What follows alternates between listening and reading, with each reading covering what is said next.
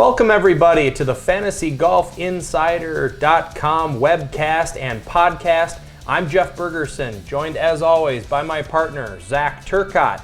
We're with FantasyGolfInsider.com, where if you are not a premium member right now, we'd encourage you to go on, sign up for our premium membership, as we have some of the best tools. And this guy right here writes the daily spin every week.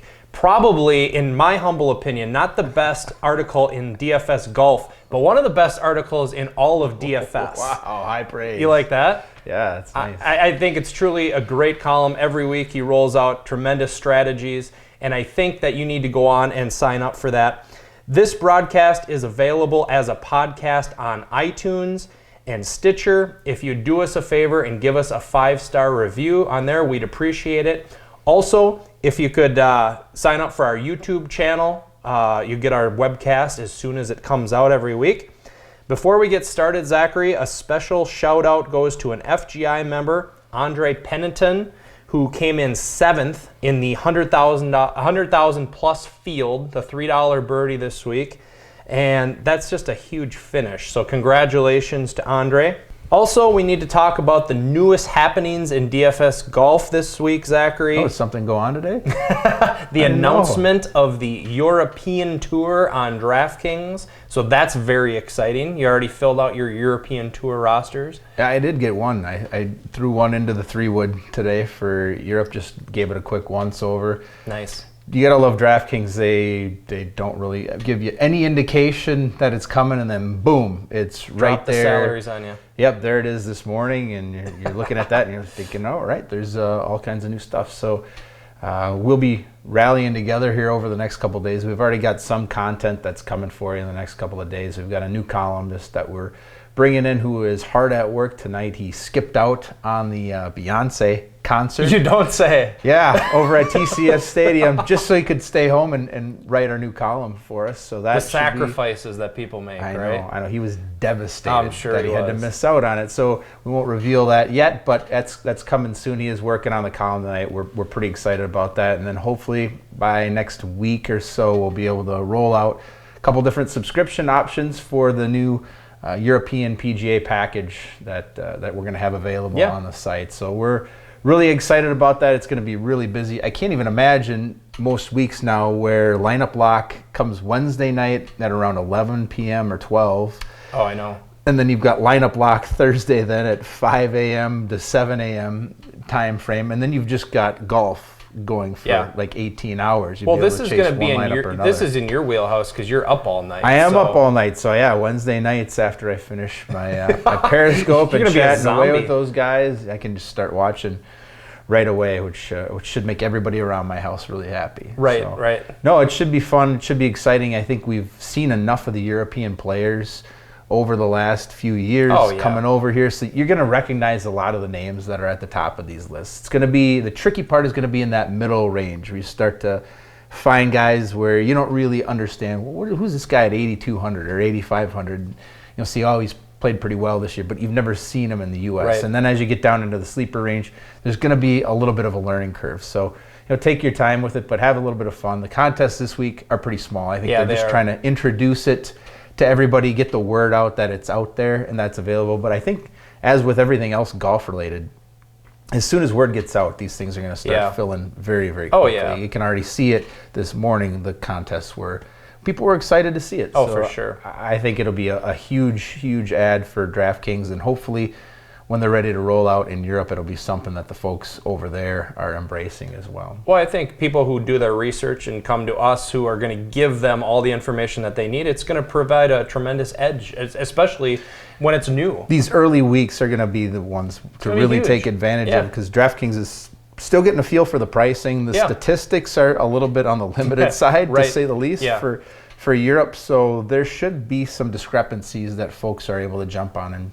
just in looking at a few today, I could already see that there's a few areas that would provide some pretty good opportunities for folks this week. So it's very exciting, and we'll see some expansion here with the site in the weeks ahead. DraftKings also announced today that there's going to be a change in the scoring. So for disqualifications, It's going to count every hole that the player has played up till that point of being DQ'd, or withdrawing. So that's a new scoring change that they're going to have. Yeah, I imagine that probably happened after the weather delay where guys who were going to miss the cut just decided, I'll just withdraw after 17 holes. Right. Chris Kirk, and then have all the points for that round wiped away, which is, pretty ruthless. Right. But so I think that's a decent scoring change. I mean, I don't know why you wouldn't count those. Now, rounds. if we can just get them to change that hole-in-one scoring, I think we'll have it all set. Yeah, there'd be a few things to change, but that would be the next place to start. But they did announce that they're switching stats companies, so they're going to Sports Radar now. So they're promising instantaneous updates. No. Yes, they're doing it. Oh my goodness. I might have to do another shot just for DraftKings. I'll have to wait that half hour. And the worst part is with golf, there's usually some interesting math going on. Oh, yeah. With the players. Well, like the playoff yesterday. Am I going to get the 5 bonus points for this guy here? I know. This guy's got a bogey-free round going. So the late points on at the end are the ones that you have to figure out, and then you have to figure out, okay, well, this guy's got 2 first-place guys here, so he's going to drop back, and you figure out how many guys are going to fall behind me. It's interesting, that instantaneous part that will be. It's going to be nice. It's going to be like football, where it's right there. It's updating. You just refresh. I don't know what took so long, but that's good. Should we talk about last week's Byron Nelson? Okay. All right. Again, it was a mess on the cut line. A couple guys just putting in heartbreaking efforts on 18. One after another. I mean, it was brutal. It started with the Shambo going into the water. Tell me. Ryan Palmer into the water. DeLuca makes the miracle comeback. He's 6 under going to 17. He just eagled the hole. I think he eagled 16. So he's at the cut line. I mean, he started the day +4. He's gained 6 strokes. It looks like he's going to get through and then splash on 17. And so he was gone. And so, and then the one that took down about 30% of all teams was Ryan Palmer, who all he has to do on 18 is just par it. Well, same with DeChambeau. They just need to par 18. Stay the hell away from the water, for God's sake. Put it in the center of the green. Don't go pin seeking right there. Any other hole for the weekend, you can pin seek. Not 18, not before the cut line. I feel like they almost do that a little bit on purpose. Right. So, I mean, if you're Ryan Palmer, you're at -2. And maybe you really want to be there, maybe you don't. I mean, the payday for him is not going to be extraordinary one way or the other. So I think in their heads, they think, if I get a birdie here and finish the day at -3, I go feeling good. If I mess it up, then I'll just go home and enjoy the rest of the weekend since I'm so close. Anyway, so I don't know. I doubt that's true, but it just seems like it's sometimes with the risks that they end up taking. So it was really frustrating. I had 7 players who finished at -1 on picks, which was just brutal. It's crazy. And then, we had Scott Piercy, who was looking like he was going to contend on day 1, and then he falls back and ends up at even on the weekend. So a lot of things were just razor thin in terms of the margin. Had one team that made a nice run in the 300 GPP, so that helped salvage at least a reasonable amount of my weekend. I know that for you were on suicide watch for most of yesterday. Well, DeChambeau, if he makes the cut, I win a trip to Pebble Beach in the Coastline qualifier, so that hurt on Friday. I was not a happy camper Friday night. And then yesterday, I'm sitting in first place in a Fantasy Golf World Championship qualifier, and all Brooks has to do is just close out his 3-shot lead against Sergio. Against the biggest choke artist in the world, Sergio, and Brooks is the one that chokes. So that cost me a Fantasy Golf World Championship ticket. So I was pissed off on Sunday night. So it was not a real happy weekend for you? It was not. So you're really excited for this next big-time tournament right? I am. So we should say congratulations to Sergio Garcia for getting that elusive win. Yeah, he posted a number. I knew he wasn't going to... Well, that's just it. I knew he wasn't going to... I knew he wasn't sinking the birdie on 18. I texted you and said, this is at about a 2% chance of going in. He could close his eyes and hit it and have just as good of a shot. So I guess he choked the least, you could say. Well, yeah, he played pretty Spieth well. Choked huge. Brooks choked huge. Yeah, DJ ended up falling back. Huge. He was in position. Boy, he's at -14 at one point. If he pops in one more birdie, he's right there, and he had plenty of opportunities to do it. So it was interesting. The stars kind of sunk there at the end and over the weekend. But it was a fun event overall. It didn't look like there was going to be any drama. I mean, there were 8-9 holes left to go. Kepka's up by 3 shots. And actually, let's just talk about that because that's my shot of the week. Of course it is. Because I need multiple of them. And if had I been in person, I would have fell to the earth, as you say, again, screaming, as I did at the Deutsche Bank when Brooks put it in the water in the playoff hole. I don't care if his family was standing right next to me; I would still just fall down. So Brooks, you cost me a lot of money. Yeah. So you will be my shot of the week. Wasn't the first time for him. No, it was not. Cheers.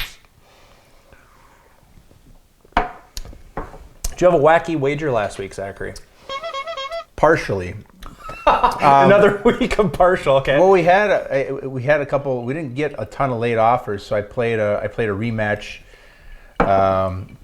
against our old foe PGA DFS. Okay. And came up just a little short. Ryan Palmer eliminated my team there, so I lost a little bit of the Masters gear. We still have some additional stuff left to go, which I will probably be putting up again here shortly, but we're looking for some creative wagers, some fun things out there. So put the offers out. I need to go after people earlier in the week to make sure that they're up for it. I had a couple interesting things, but a lot of them have been from rematches. I'm hoping to find some new blood out there to jump in, but if I don't, I've got a couple that are lined up this week. So. Okay, so speaking of this week, we have the DEAN and DeLuca Invitational. Have we reached a new low with names? Yeah, that one is pretty bad. A freaking grocery store? Is that what it is? I don't really feel like the chills when they play the music for this one. The freaking DEAN and DeLuca Invitational. Oh, right. Well. Anyway, this was the Crown Plaza from last year. You did okay at that one last year, I did. I won a Fantasy Golf World Championship live event ticket. So $20,000. Yeah, a couple dollars here and there. It was a productive weekend. I remember it very, very well.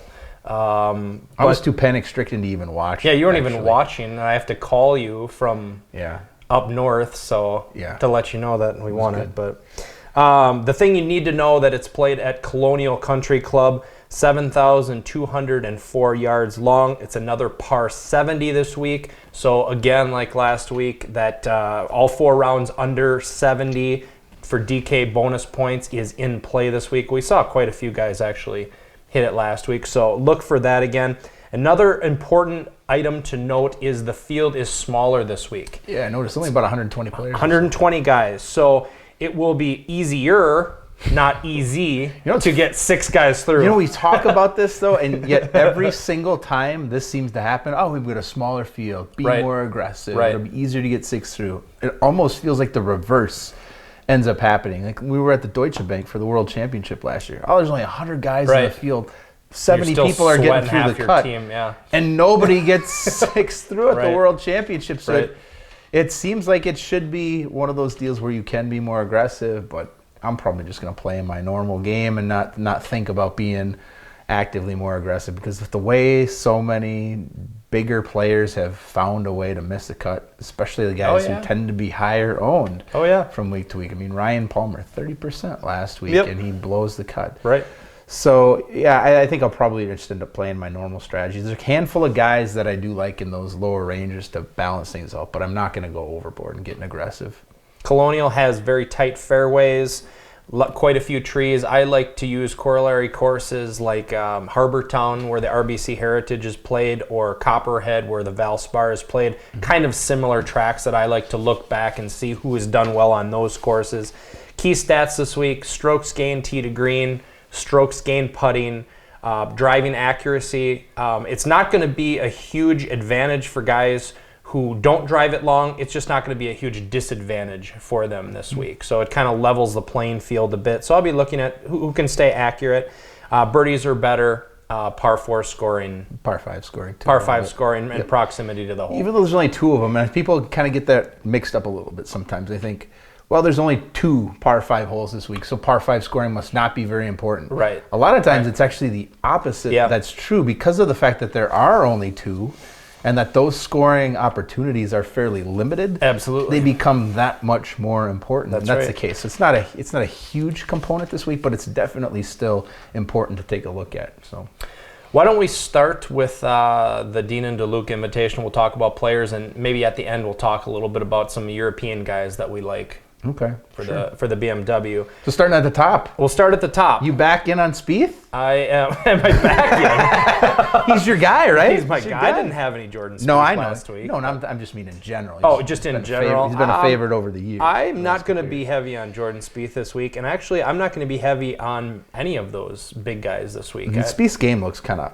bad. He cannot hold on to his club even off the tee. He just looks shaky stepping up to the ball for every single shot. He's all over the place. Left, right. And if his putting doesn't absolutely save him several times. And it didn't yesterday. It didn't yesterday, but we saw what happens to him then. Yeah, then it's a +4, +5 kind of round, and he is absolutely out of it. And so I don't know what to think of him. I don't know how this season is going to end up playing out for him. If he just regains his touch at some point and goes on a tear, that's probably likely, I guess. Once everybody has abandoned ship, all of a sudden Spieth will just kind of rise up the way he did at the Players or at the Tour Championship last year. He looked like he was dead, miscut, and then he played pretty well with BMW, and then boom, he wins the Tour Championship almost out of nowhere. Right. So I think that may be the case this year, but right now he's just not hitting the golf ball very well. And even though he did post a few nice rounds last weekend, I'm just still not feeling that confident, and the price is so high. It's still high, and you gotta get a top 3 finish out of him. You have to, and at this price this weekend in this field, really only Jason Day is like the only guy who's delivered at that top price. Yeah, otherwise it's been Fade City for me, and it's been good just about every week. I mean, since the TOC. Spieth really no, I take that back. In the Masters, he was the highest scoring DK player, obviously. Yep. You just have such a sour taste from the way that he finished. Yep. But he was the highest scoring DK player that week. But it's only been a couple times that he's paid off his price on the year. And so I think unless we see him really start to lock it down again, I probably will just end up staying away from him. Do you like anybody in that top range? Or who would you take if you did? I'm not a big fan of going after the guys in the top range this week. There's nobody up there who I feel like is dominant enough. I mean, we've seen Kuchar play really well the last couple of weeks.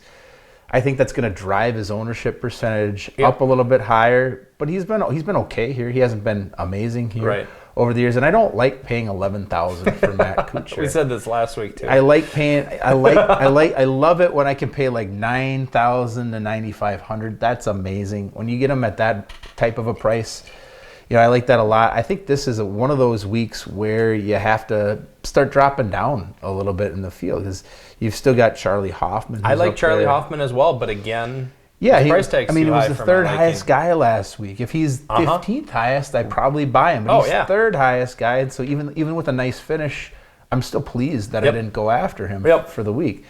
Zach Johnson's got the amazing tournament history here. He had 5 straight years where he was in the top 10. The last couple, he's fallen back a little bit. He's been a little bit inconsistent. Hasn't had quite as many big finishes so far this year. And his current form is brutal. Yeah, he did not play very well this past weekend at all, so I don't feel that great about starting a team with him. Typically, I don't like to start with the guy who won the event last year, but I think Chris Kirk presents kind of an interesting opportunity in dropping down there. He's the first guy that I would probably take a look at. He did win here a year ago. And I always like to look at guys who disappointed people, and he badly disappointed when he withdrew? us. Just a couple, not only was he going to miss the cut, he withdrew and wiped out a ton of points for players who probably were razor's edge close to cashing or not cashing for the week. But I think he is a nice option there. He does have a pretty good history. All the way up until that missed cut last week, he had been playing really well overall. So I think that's a decent place if you're going to start some of your lineups. So he's at 9,700. I think a lot of people are going to gravitate toward Kevin Chappell right next to him at 9,600. Huge amount. I think at least 25 to 30%. I've heard a lot of buzz in the industry. Early in the week, he's obviously had 3 top 10s in his last 4 appearances, his runner-up at the Players. And he's, under that top echelon of pricing, which people like, so they save some cap room. So I think a lot of people are going to be in on Chappell. And if you remember, Yeah. This happened last summer, so dig back in your memory or look back and see when people loaded up on Kevin Chappell. He was playing well heading into the RBC Canadian. Everyone loaded up on him. He was owned by 30+% of the field in GPPs. It was pretty ridiculous. And he just whiffed the cut. And it's not like he's a guy who just, it's not going to happen to. He's a very streaky player. Yeah, I mean, even at the Players, there was a time in the second round where he was a couple shots off making the cut. And then roared back for pretty much the rest of the weekend. So he can get hot and cold in a hurry. I feel ridiculous in the fact that we're both going to fade him because that cinches a win. Yeah, and there's so many things that line up in strange ways. I mean, everything from the industry being on him to his recent performance to his elevated price, it points like it should be towards good performance. But typically what we've seen in these situations is almost universal underperformance. Yeah. But then at the same time, when you and I are both considering just dodging him completely, that's also been a time when guys like Rory a few weeks ago just shoot up off the charts and kind of take off. But I do like pivoting away from him there a little bit this week. I like down in the lower range in the 8s, right around the average salary. There's several guys who I think are going to give you consistency plus give you some upside. I like Jason Duffner at 8,400. Great tee to green guy. Last week at the Byron Nelson, he finished up okay, T24. I think he's a good option. I also like Colt Knost at 8,300. I like Ryan Palmer as a bounce back good contrarian. Bounce back play for you? Now, Colonial is Ryan Palmer's home course, and I think most people will know that. Yeah. Last year, he was the buzz of the industry heading into the Crown Plaza. He was the high-owned guy. He was the guy. And if you went contrarian, like I did in the Fantasy Golf World Championship qualifier, I knew he'd be owned by about 30 to 40% of the field, and sure enough, he was. It just seemed like a no-brainer, and he whiffed the cut. So this year, he went into the water last year too. I think so too. Yep. So this year, I'm kind of mixed. I think people will be somewhat on him, but I don't think, because he burned so many people last week, I think it makes him a little bit of a contrarian play. But I like him going into this week. Yeah. I also like Patton Kizzire at 7,900. I think that's a great play. He's been a guy that we've been on all season. Yeah. I like, again, he's coming into an event without any tournament history, so most people, they're confused right away. What do I do with them? How do I deal with this? But he's a guy he's handled every type of course pretty well, whether it's been a bomber's course, whether it's been an accuracy type of course. Well, he's an amazing putter. He's adjusted, and that neutralizes a lot of weaknesses. Right. So if his game's a little off, he's a little wild, hitting it off the fairways. If you can putt the way he has, and I think he's still ranked within the top 10 overall in strokes gained putting. Putting. Yep.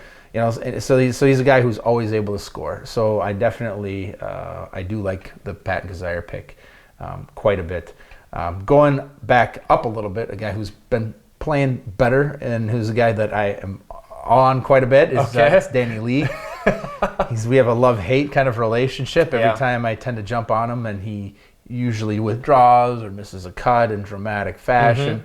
But I think this will be another course where he sets up pretty well in terms of his game. He's obviously not a bomber, but he's very solid with his iron play, good tee to green type of player. As we've seen firsthand, he can be a little bit streaky overall with his putter, but form seems to be there right now. I think that'll be a price range that gets a little bit neglected, so I can see Danny Lee being a pretty nice play there, right around, I think it's 8,800 for the week. Okay, dropping down a little bit more, I like Ches Reavie at 7,300. I think he presents some value. Bryce Molder at 7,100. I think that's the steal. That's the steal of the week right now. He's made 8 straight cuts. The tee to green game has been a little better than average. His putting has been tremendous this season. He doesn't obviously have a ton of distance going for him off the tee, but he stays out of trouble. And his finishes have just been improving. So with those 8 straight made cuts, 4 of the last 5 have actually been top 25 finishes. Yep. And he's made 5 of 6 cuts at this event. So I'm really surprised that his salary goes down this week. I think you get a great bargain on Bryce Molder. But going to another guy, I think he will be heavily owned. I can see him being at least 15 to 18% owned for the week. So if you're looking to pivot you may want to drop down a little bit and grab a guy like Dirt McGirt. Sure. He's been a guy who shows up highly in the model almost every week. People see him up there and think, how is he showing up this high? Well, when your tee to green game is as solid as it has been, and when your putting has been as solid as it has been, even though he's not a big scorer overall, he's still going to end up showing up relatively high within the model. He hasn't missed a lot of cuts, and he's been pretty good. He's made 4 out of 5 cuts here as well. If you're looking to have a little bit lower exposure type of a player, that'll be one area you can bounce off to. The other guy you could move up to would be Boo Weekley, who was just atrocious at one point. I think he had missed 6 out of 7 or 7 out of 8 cuts. I don't know. Maybe he was just battling an injury. He's such a stud athlete out on the course. Battling fat. I mean, it's a wonder that his body could ever break down. Right? So he was certainly struggling. And I do think there were some health issues there, but he seems to be past that, which is great, because this is an event that he's had tremendous success at, and now that he's playing well, he's made probably 6 of his last 7 cuts, so he seems to be rallying back. I think he'll start to become more popular this week. Should have missed the cut last week. Had one of the better rounds of the year on Friday to battle back. He was actually, I think, he was plus 6 or something like that. Dead.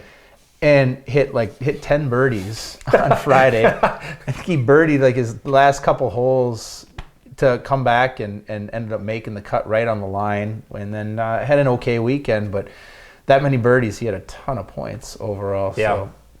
So I think Boo Weekley is another decent start within that range this week. I have several sleepers that I'm zeroing in on, and I will put those in my hardcore core this week. So if you haven't checked that out, that's on our website. But I'll give you one sleeper, and that's Adam Hadwin at 6,600. I think he sets up well for this course. He played well here last year with a 5th place finish. He had a good first 3 rounds last week at Byron Nelson, and then just kind of hit the skids on Sunday, dropped way back. That'll probably help his ownership, actually. So I like him this week. Who are you thinking in the sleeper range? Why don't you give one and keep the rest for the spin? Okay. Yeah, I think Scott Piercy. If we're looking for players who were amazingly disappointing over last week's event, Scott Piercy would be one. He came out, like I said before, he was 5 under the first day. I thought, this is great. This guy's going to contend. This is going to look fantastic. Second day, just terrible. And ended up shooting 5 over. Really caved in down the stretch. Got back up to the point where it looked like he was going to make the cut again, and then lost it right at the end as well. So at 6,800, I think you get a ton of value. Obviously, just an average strokes gain type of player, not particularly shining in terms of tee to green or on his putting, just a shade above average in both of those categories. But he does have a pretty fair amount of distance. He can hit the ball pretty well, and he does score. So he does have a pretty high birdie or better average. Another guy who can be a little bit on the streaky side. Tends to play really well on Thursday, Friday to early Saturday, and then somewhere around round 3, the wheels kind of come off a little bit, and he ends up with a T27 type of finish. It's 6,800. But for that price, that's pretty good. That is an amazing price, and when we look at our odds versus pricing for this week, he's one of the guys who he did show up very shows up really, really well. So I think we're getting a great value on him, and I will own a pretty good share of Scott Piercy. He's only missed 2 cuts this year, so I think he bounces back this week and delivers value. So, all right. So that's what we got for the Dean and DeLuca. I'll let you start on the Euro Tour this week, because I know you were filling out your rosters and have some guys that you're zeroed in on. Obviously, check out our new column on the Euro Tour this week. We're going to be adding more stuff like we mentioned earlier in the webcast. But who are you looking at as a couple of value guys this week for the Euro Tour? Well, right up at the top, everybody's going to see a very obvious name. It's going to be Danny Willett. He's done pretty well here in terms of making the cut. He hasn't really had a lot of great finishes, so I'm not going to overpay for him at over 12,000. Plus, I think the whole world will be on him this week, don't you think? Yeah, I do. I do think so. I think dropping down, the first guy I would take a look at would be Francesco Molinari there, and he's done really well here. He's actually got 4 straight top 10 finishes at this event. Yep. If you remember at the Players, he had a real nice finish out there, so he seems to be in good form. This seems to be an event where he does very well. So that was the first point where I wanted to start my lineups. And dropping down a little bit, we've got Youst. Yost Loughton. That is correct, sir. That's not juiced. It's not juiced Luton. Right. But he's been one of the better performing players. Yeah, he has. Over on the European Tour this year. Hasn't really done much, has he? I don't even think he's played one. Has he played one event in the U.S. yet this year? I don't believe so. I don't think he has. No, he didn't even play the WGC. Yeah, I don't think he has. So he's been kind of under the radar. Yeah. For a stretch there, he was on fire. Right. And so for a stretch, he wasn't on fire. He missed his last cut in Europe. He's only missed a couple cuts on the season.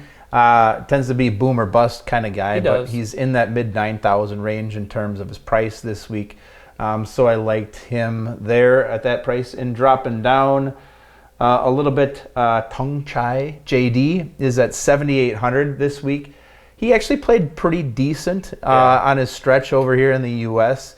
He wasn't really making a lot of noise, but for his average finish, he was finishing in like the 30s, 40s kind of range. I think he only missed one or two cuts while he was over here. But this has been an event where he has done very well over the years. I think he's made 9 straight cuts. He's got a couple of top 10s mixed in. And on European events, he does tend to do very well. So at 7,800, he looks like a real bargain. Was there anybody that you had a chance to look at yet in the field? There's a couple guys. George Coetzee is one guy. He's very cheap. 6,300. Yeah, he looked awfully cheap for me and stood out. Obviously, Fitzpatrick. I'm a Fitzpatrick guy, and he's disappointed for the most part. He looked really good at the Masters, but I think he's got a tremendous amount of upside. So those will be a couple guys who I'll mix into GPPs this week. Yeah, so we just started doing the research on it today. Obviously, haven't tracked this event, over the years all that much. So you haven't watched a lot of it over the years? On it like 1 or 2 in the morning. Well, I'm hoping. Well, I'm really excited because now on the Golf Channel we can get like 2 hours of coverage from like 1 to 3 in the morning. Right. Because they'll have to get the pregame, the postgame, and then obviously the morning show that takes precedence over. That's right. Over any kind of live coverage that they would be running. So we can get the hitch out of our swing. Yeah, but it's actually a pretty decent field. There's a fair amount of quality names that are in there this week. So I think there's going to be some advantages if you do take a deep look at it, and if you do kind of look at the prices that are out there, and just try out some of the contests this week and see how you like it. So be sure to check us out, fantasygolfinsider.com. Email us with any questions on strategy or anything else. We're real good about getting back to you. It's info@fantasygolfinsider.com. We're on Twitter at @fantasygolfers. Zach does Periscope on Wednesday nights, so be sure to check him out there. Anything you got to add, Zachary? That's it. We got our work cut out for us now. We got a lot of work to do. A little bit of catching up. So we always appreciate your loyalty as part of Team FGI. So good luck this week at the DEAN DELUCA Invitational, and we will talk to you next week. Good luck.